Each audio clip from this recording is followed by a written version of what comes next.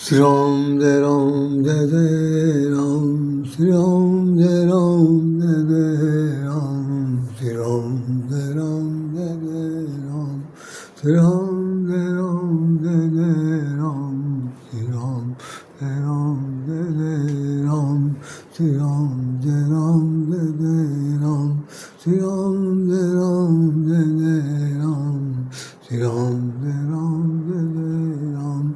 बोलिए सब रामचंद्र महाराज की जय। ये आज भाई अयोध्या धाम है। मंदिर में भीड़ भाड़ है, लाखों की संख्या में लोग दर्शनार्थी यहाँ पर खड़े हैं। ये वही मंदिर है 2 साल के अंदर यहाँ पर इतना विवाद हो गया आज की तारीख में कि जो रक्षक थे वही भक्षक बन गए, वही जो साहूकार थे चोर हो गए, या चोर नहीं हुए चोर बना दिए गए, या जो यूँ कह लीजिए कि उनकी साठ में बड़ों का हाथ हो गया। कुछ भी हो मुझे नहीं पता, लेकिन अब यह है कि पब्लिकली जो कुछ हो रहा है उससे इमेज बहुत गिर रही है। आइए आप देखिए, दूसरा है कि मोहन भागवत जी ने जो लिखा है कि जगत में प्राण आए हैं। हम लोगों ने अभी तक जो भजन सुने हैं कि मेरी झोपड़ी के बाग जाग जाएंगे, राम आएंगे राम आएंगे, मेरी झोपड़ी के बाग जाग जाएंगे, मेरे राम जी आएंगे आएंगे आएंगे। तो राम जी आए और रामलीला जी बैठे सबका देख रहे हैं। ये भगवान राम जी अपने मंदिर में विराजमान है। इधर राम सीता का स्वरूप दिखाया जा रहा। आइए हम लोग 2 साथ बात करते हैं, उस पर चर्चा करते हैं। चर्चा का विषय है कि भाई हम लोग के जीवन में चिंता का मुक्ति कैसे हो सकती है। आइए, आज हम सब लोग जिस उद्देश्य को लेकर भगवान के सामने आज विराजमान है, जैसे हमने भी कहा कि राम जी आएंगे झोपड़ी के भाग जाग जाएंगे। थोड़ा सा इससे हट करके भी एक इस लाइन को दूसरे ढंग से पढ़ा जाए कि राम जी आए हैं, वो झोपड़ी में आए, झोपड़ी का दरवाज़ा खुला, मान लो देर निकल गए तो राम जी आए थे, चले गए। आपको दूर तक खैर खबर नहीं लगी, क्योंकि आप राम के आने के बाद निश्चिंत हो गए। निश्चित हो जाने के बाद क्या हुआ कि चिंता आपको उनके आने और जाने की रही नहीं, कुछ तो समझ गए हैं, नहीं ऐसा नहीं। और वो जब चले जाएंगे तो चिंता बहुत हो जाएगी। तो राम को आना है तो मन के मंदिर में आना है, जहाँ से न निकलने पाए न निकलने दिया जाए, तब काम बनेगा। सूर्य की गोपिकाएँ कहती हैं कि उर्मे माखन चोर करे, उर्मे हृदय के अंदर मक्खन चुराने वाला चोर घुस गया, गड़ गए, क्योंकि त्रिभंगी लाल है। गए तो बहुत सीधे थे। होता है जो लोग बहुत ज़्यादा टेढ़े मेढ़े किस्म के होते हैं, वो बिल में बहुत सीधे जाते हैं। सांप के लिए विशेष रूप से कहा जाता है कि अपने बिल में वो चाहे कितना विषैला हो, चाहे कितनी तरंग भरता हो, लेकिन बिल में जब जाएगा तो सीधा ही जाएगा। तो भगवान श्री कृष्ण जो है, एक तो वो भी कम नहीं है, पूरी दुनिया जानती है। त्रिभंगी लाल नाम है। शरीर तीन हिस्सों से उनका 3 हिस्सों से उनका टेढ़ा है। जब बांसुरी सिर पर ओंठों में धरते हैं तो उनका एक आधी कमर टेढ़ी हो जाती है, गर्दन जो है बांसुरी की तरफ झुक जाती है। उसके बाद एक बायां पैर दाहिने पैर पर आ जाता है, या कभी दाएं पैर बाएं पैर आ जाता है। तो आप जब पूरी मुद्रा देखिए बंसी जाते हुए, कुछ 3 जगह टूटे हैं। तो उसमें बिहारी लाल जी एक कवि हुए हैं, बहुत बड़े संघारिक, उन्होंने इनका नाम त्रिभंगी लाल रखा कि जो 3 जगहों से भंग हो जाए, 3 जगहों से टेढ़ा मेढ़ा हो जाए। तो ऐसे त्रिभंगी लाल जब भगवान श्री कृष्ण गोपिकाओं के हृदय में प्रवेश कर गए तो गोपिकाएँ बेचारी क्या करी है, उन्होंने से कहा कि भाई निर्गुण ब्रह्म का उपासना करो। तो उन्होंने पहले तो बहुत डांटा भगाया कि भाई, उन्होंने कहा तुमको मालूम है कि नहीं है, एक खुद सो गए शाम तक, कौन हरा दे इस, तुमको मालूम नहीं, एक ही तो मन था और वो लेके भाग गए। अब कौन हरा दे, अब उसमें यार कौन हरा देगा, कौन उनकी पूजा करेगा, मैं बेमन की हूँ। तो अब जो मैं बेमन है, मन है जो भी मेरे पास बचा हुआ है, उसके अंदर त्रिभंगी लाल गड़े, उर्मे माखन चोर गड़े। तो हमारे जीवन में भगवान का आना और न जाना यही सबसे बड़ी उपलब्धि है। बना मन मंदिर आलिशान, तेरे पूजन को भगवान बना मन मंदिर आलिशान, तेरे पूजन को भगवान बना मन मंदिर आलिशान, बना मन मंदिर आलिशान, बना मन मंदिर आलीशान तेरे पूजन को भगवान बना, मन मंदिर आलीशान। तो भक्त से गुरु जी कह रहे हैं, भक्त से भगवान कह रहे हैं कि हम तुम्हारा, भक्त स्वयं कह रहा मैं तेरे पूजन के लिए आया हूँ, तो कम से कम इतना तो करो कि जिसमें तुमको रहना है उसको ठीक ठाक कर दो, मरम्मत कर दो, लिपाई पुताई करा दो, कुछ सफेदी करा दो, ताकि बना मन मंदिर आलीशान, मेरा मन मंदिर को आलीशान बनाओ और उसके अंदर आप विराजमान हो जाओ। ये भगवान से रिक्वेस्ट की जा रही है। अब देखिए, आना उनको है, रहना उनको है, सफाई भी नहीं करवानी है। कितनी आदमी कितना ढीठ है, लेकिन बना मन मंदिर आलीशान, और आलीशान बनाने के लिए बात करता है। चलिए, हम आपसे एक बात कहना चाहते हैं कि संसार में चिंता बहुत बहुत बड़ी चीज़ है। चिंता जब कभी किसी को होती है, और दूसरी बात जब कभी की तो ऐसी तैसी कुछ नहीं, चिंता किस चीज़ की नहीं है। जब से मनुष्य पैदा होता है और जब तक मर नहीं जाता, तब तक उसकी चिंता उसका पीछा नहीं छोड़ती। किसी भी विषय में हो, किसी भी बात में, चाहे रहन सहन में हो, चाहे वेशभूषा में हो, चाहे कमाई में हो, चाहे धमाई में हो, चाहे चोरी चमारी में हो, चाहे साहूकारी में हो, चाहे झूठखोरी में हो, चाहे बच्चों के वेल इस्टेब्लिशमेंट में हो, चाहे अपने आप के क्या कहना चाहिए, अपने को वेल इस्टेब्लिश करने में हो, या यूँ कह लीजिए कि अपने को वेल मेंटेन करने में हो, या यूँ ये भी कह सकते हैं कि भाई हमसे किसी से इंफीरियर ना दिखाएं। और ये भी कह सकते हैं कि जहाँ कहीं जाएँ कम से कम मेरा अपमान न हो, जहाँ कहीं जाए हमारा सम्मान ही हो, जहाँ कहीं हम जाएँ वहाँ पर कम से कम लोग मुझे अगर बुरा नहीं कहें तो भला भी नहीं कहें। और इसी सब चिंताग्रस्त में, और हमें ऐसा भी कुछ करना है, कुछ करके दिखाना है। अभी तक नहीं किया तो अब कब करेंगे, अब तक नहीं किया क्या करेंगे। परिवार के लोग, समाज के लोग, घर के पत्नी इत्यादि सब लोग कोई न कुछ उल्हाना मार रहे हैं, ठेना मार रहे हैं। हाय हम जाएँ तो कहाँ जाएँ, चिंता है, चिंता की तरह मारे डालें। हाय कितना अच्छा होता अगर हमने उस वक्त सोच लिया होता, कितना अच्छा होता हमने ये काम कर लिया होता, कितना अच्छा होता कि हम अपने अनुकूल पद पा गए होते। हाय मैंने अपना समय बड़ा गंवा दिया, हाय मैंने अपना, ये क्या है भाई, ये क्या है। हाय साथ में लगा है, चिंता साथ में चल रही। कोई ऐसा चैप्टर बाकी होता है जिसको हमने नहीं कहा, हर तरह की चिंता लगी। इस चिंता को, और कविता से वहाँ खड़े हुए सुन रहे थे कि राय स्वामी क्या बोल रहे हैं, तो उन्होंने कहा नहीं जानते हो, तुम बिल्कुल मूर्ख हो, सुनो। तो मैंने कहा महाराज बताइए क्या। तुम्हें माया मरे न मन मरे, कविता जी कह रहे माया मरे न मन मरे, मर मर जाए शरीर, आशा तृष्णा ना मरे, कह गए दास कबीर। कबीरदास जी कहते हैं सुनो ये राइट फ्रॉम, माया मरे न मन मरे, जो ये मायावी संसार है, जो भौतिक चटक मटक आकर्षण से भरा हुआ संसार है, जिसके अंदर केवल आप फंस जाइए, फिर देखिए निकलने की कैसी नौबत आती है। निकल पाएंगे कि नहीं निकल पाएंगे ये आप पर निर्भर करेगा। अदरवाइज तो जैसे कोई पतंग उड़ती हुई पतंग का गुल्ला और उसको तागे में उलझ जाए तो आसान नहीं है इसको ठीक करना। वो गुल्ले से तागे तोड़ने पड़ेगा, और जो जहाँ पर टूटा है वहीं जोड़ना पड़ेगा, अन्यथा पतंग जहाँ कहीं है वहीं ढह जाएगी, ज़िंदगी ढह जाती है सिर्फ चिंता में। तो कबीरदास जी कह रहे हैं कि माया मरे न मन मरे, ना तो माया मरती है और जो आपका मन है ये भी नहीं मरता। क्यों नहीं मरता, यही सुन लीजिए। चार चीज़ें हमारे मरने पर, चार चीज़ें साथ में जाती हैं। शरीर यहीं पड़ा रहता, फूंक फाँक दे जाता, सब कुछ खत्म हो जाता। तो जाता क्या है, मन बुद्धि चित्त और अहंकार।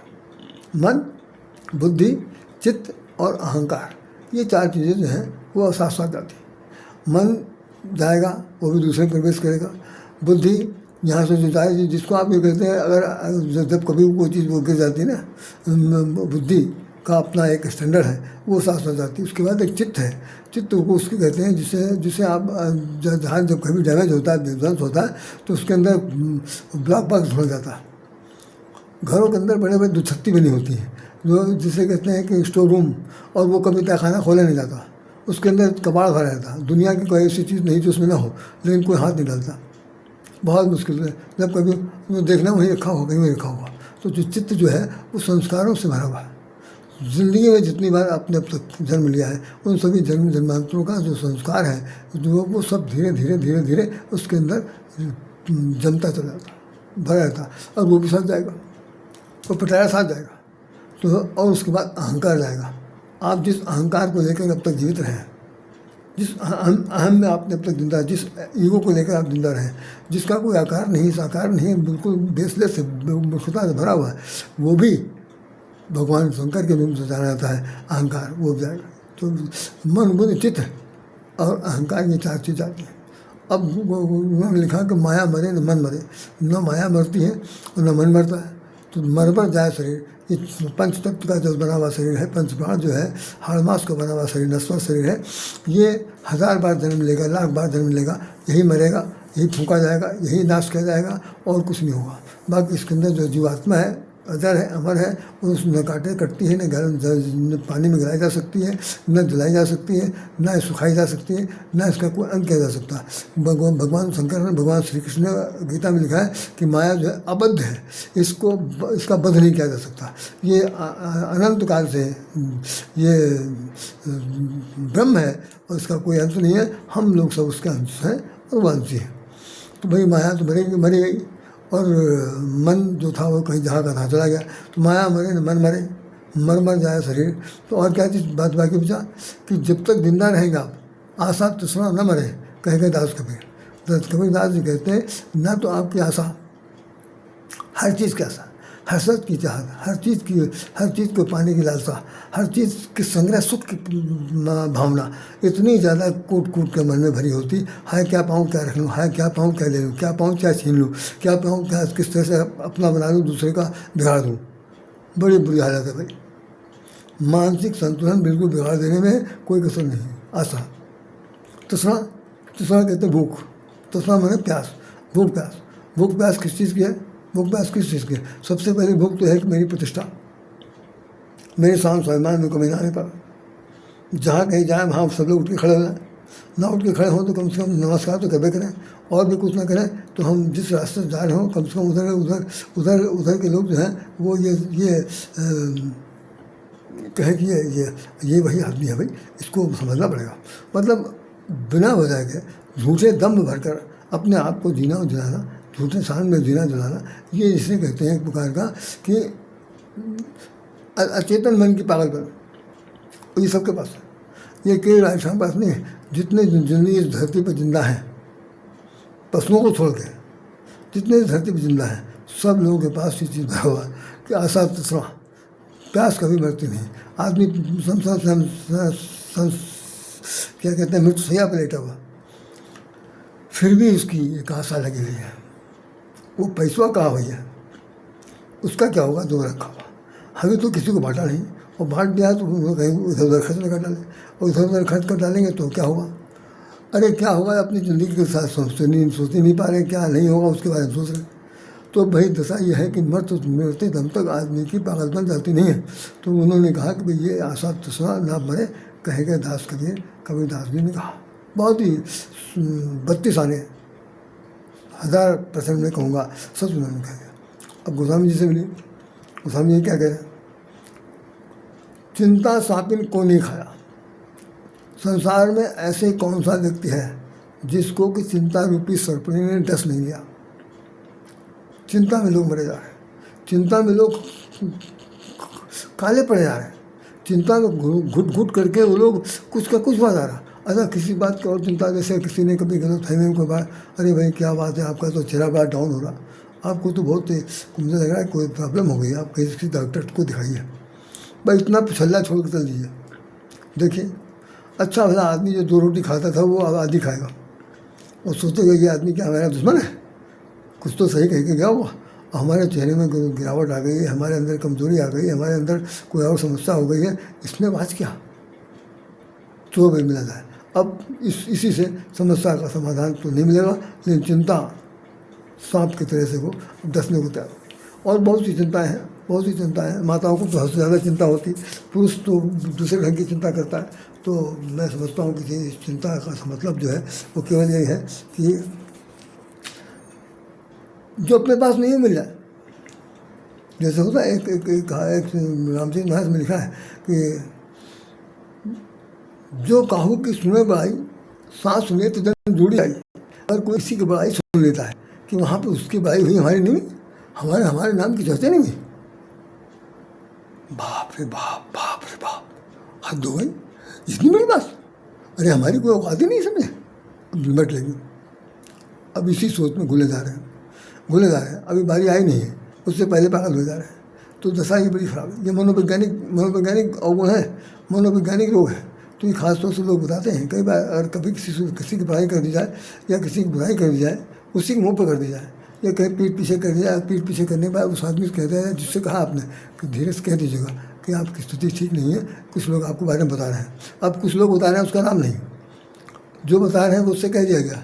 अब वो उसके दिमाग में कीड़ा घुस गया, अब कीड़ा निकलेगा नहीं निकलेगा।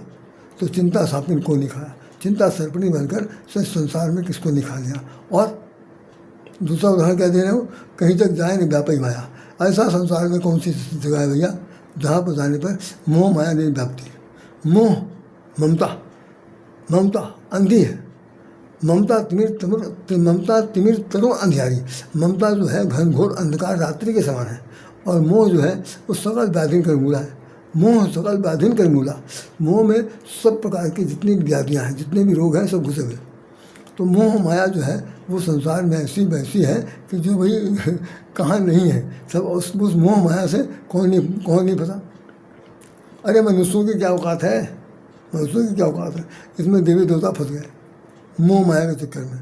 वो खुद ही सबसे ज़्यादा, मैं तो उदाहरण दे रहा हूँ, नारद मोह का चैप्टर ही लिखा हुआ, हेडलाइन लगी इसी पर कि नारद को मोह हो गया।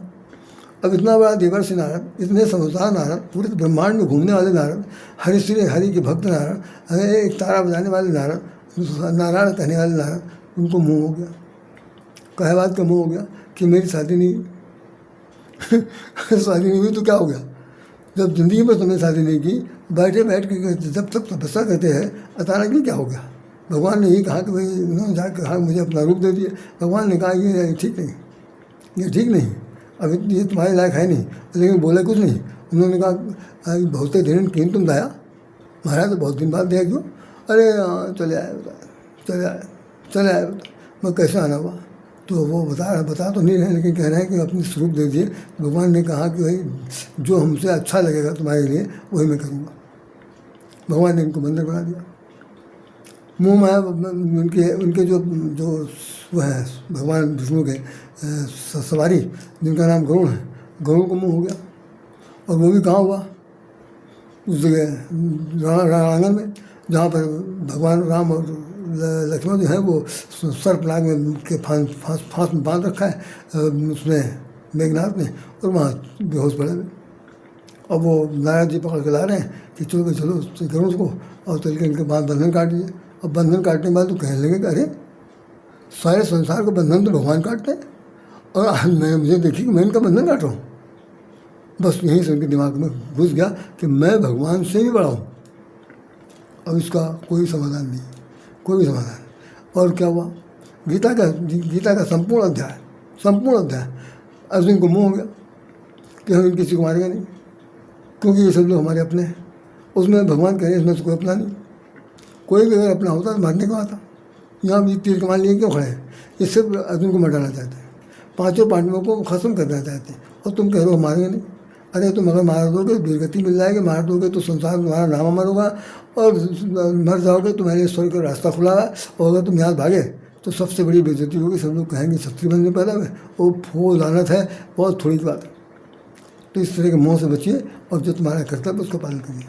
तो कर्तव्य पालन करना है, मोह माया सब जगह व्याप्त है, उससे बचना है। अपने मन में किसी तरह कोई ऐसी गलतफहमी आ गई है, उस गलतफहमी के शिकार होकर के आप स्वयं अपने आप से पूछिए। और अगर आप किसी से कहेंगे कि मुझे ऐसा लगता है, तो सबसे पहली बात तो हो सकता है आपके सामने ना हंसे, लेकिन हंसे के पीछे बहुत जरूर। और घर में अगर आपने घरेतन से कह दिया, अन्य किसी से कह दिया कि मेरी समस्या ये है, मेरा मन नहीं लगता, उसने पूछा कारण, मन काहे नहीं लगता, मन काहे में लगता है, मन किसी में लगता, तो आप उसको बता नहीं पाएंगे। पर नतीजा होगा वो भी एक बुरी तरह झाड़ देगी, तबीयत हरी हो जाएगी। तो मेहरबानी से हमारी आपसे सबसे प्रार्थना है, इतने बड़े बड़े महापुरुषों ने बात सब कह दिया कि मोह माया से बचना है, किसी प्रकार का कोई भी मन में राग द्वेष नहीं लाना है, किसी तरह कोई हवस चिंता नहीं लानी है। और जो है हम निश्चिंत चिंता करें भगवान जिसने हमको है पैदा किया, सबसे बड़ा सिरदर्द तो उसका है, उसने भेजा कह दिया। इस पर एक कहानी में छोटी सी बता दूँ। एक बार ऐसा हुआ कि एक पागल आदमी, पागल क्या था वो, दिमाग से थोड़ा सा पैदल था, कम कम दिमाग का आदमी था, तो वो रोज़ कोई ना कोई ऐसा काम करता था जिससे दूसरे लोगों को बड़ी खटपट होती थी, बहुत ज़्यादा उनको खुंदक थी भाई किसी तरह इसको ख़त्म किया जाए। एक दिन एक आदमी ने उसको मारने का प्लान बनाया, और बनाने के बाद कहा कि आज अगर इसने ज़रा भी कुछ हरकत करी तो ऐसा डंडा मारूंगा ऐसा सिर पर खोपड़ी पर कि ससुरा ही ढेर हो जाएगा। बस वो आया जो अर्ध दिमाग का आदमी है, और आने के बाद उसने जो अपनी हरकत हमेशा करती थी उसी से वैसा करा। बस उसने दूसरे वाले ने डंडा उठाया मारने जैसे, पीछे से भगवान उसका हाथ पकड़ लिया और एक तमाचा मारा उसको कस के, डंडा तो इधर उधर गिर गया। उन्होंने बोला क्या बात भाई, क्या बात, इसको क्यों मारो? कह लगे हमको बहुत डिस्टर्ब कर रहा, हम लोगों सबको बहुत डिस्टर्ब कर रहा। कहते तुम्हें तमीज़ है? इसको मैंने पैदा किया, इस पूरी धरती पर जितने भी लोग पैदा हुए हैं उनमें एक ये भी है, इसको मैंने पैदा किया। जब मुझको कोई डिस्टर्बेंस नहीं है इसके रहते हुए, अरे भाई तुम कौन होते भाई, तुमने तो इसको बनाया नहीं, ये चिंता मुझे होनी चाहिए, और मैं खुद इसकी तरफ से चिंतित हूँ, इसके कर्म है, इसकी वजह से ये मंद बुद्धि का हुआ, ये थोड़ी नहीं कि तुम्हारे मार खाने के लिए। खबरदार अगर हाथ उठाया तो हाथ काट दूंगा। जान तो कौन हूँ? मैं ब्रह्म हूँ। और तुरंत भगवान ने अपना चतुर्भुज दिखाया, उतनी देर में उसकी हवा खसक गई। तो सच पूछिए तो भगवान को सबसे ज़्यादा आपकी चिंता है, क्योंकि भाई हम लोग उन्हीं के नुमाइंदे हैं। भाई जैसे माँ बाप को अपने बच्चों की चिंता होती, चाहे जो छोटे हों चाहे बड़े हों, चाहे गुंडे हों चाहे बुद्धिमान हों, चाहे सज्जन हों चाहे महान हो, जैसे भी हो माँ बाप के लिए तो बच्चे ही हैं। तो जिस तरह उनको चिंता रहती है वैसे भगवान को भी हम सब के बारे में बहुत चिंता है। और आप ज़्यादा चिंता अपने बारे में करेंगे, कुछ भी करेंगे तो निश्चित रूप से शरीर निकलेगा और पागलपन ज़्यादा सवार होगा, बनी बनाई बात बिगड़ जाएगी, हंसी हसारत होगी। इससे बचने की एक बात होता है कि हम निश्चिंत हैं, हमसे ज़्यादा अच्छा कौन होगा, भगवान मेरी रक्षा कर रहे हैं और रक्षा करते रहेंगे। आइए हम सब लोग नमस्कार करें। इसी के साथ राधेश्याम राधे आपको हृदय से नमन करता है। इस पर विचार कीजिए, यह आपके लिए बहुत उपयोगी बात बता दी। हालांकि अब चैप्टर बहुत बड़ा है, हम और बताते, लेकिन हम यहीं पर ख़त्म करते हैं, समय नहीं है। जय श्री राम, जय श्री कृष्ण, जय श्री राधे।